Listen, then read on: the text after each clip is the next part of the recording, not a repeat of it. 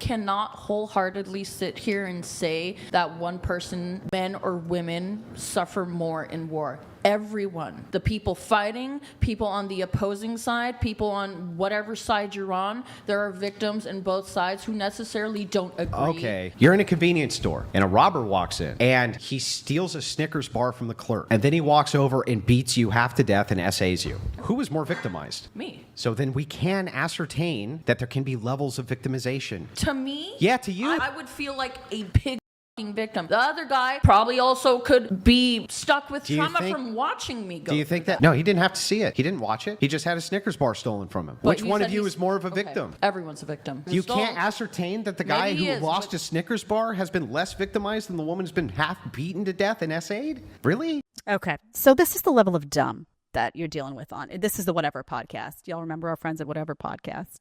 Still going, man. Going strong. So this is the level of dumb. This is the level of dumb in some young women because they are so programmed to have to defend the feminism and the woman, right? You always got to defend the woman. You always got to say the woman was victimized more. You always got to have that talking point ready to just roll off the tongue, even if in a certain situation it wasn't true. She's actually saying that a guy who goes to war gets maybe, an arm blown off, down in the trenches in wartime. Okay, wartime in a war zone is equally traumatized as, say, a woman who is home waiting for him to come back. No one said, honey, that it was a wonderful, joyful experience to be waiting at home for your husband who's out at war. And yes, there's probably a lot of stress associated. But is it comparative to the guy who's in the ditch ready to get his head blown off?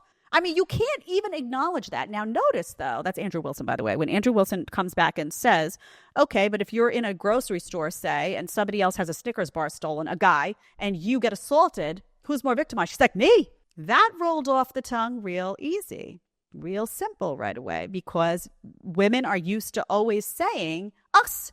Who's the most victimized in society? We are. Who's the most mistreated in society? We are. Who are the ones that are always beaten down in society? We are. It's like the programming, before you've had time to even think, everyone's a victim, she says at the end. Everyone's a victim. Unable to acknowledge just a simple reality that, yes, a guy who goes to war obviously is in a more dire situation than someone who's not at war, right? Be it man, woman, child, whoever.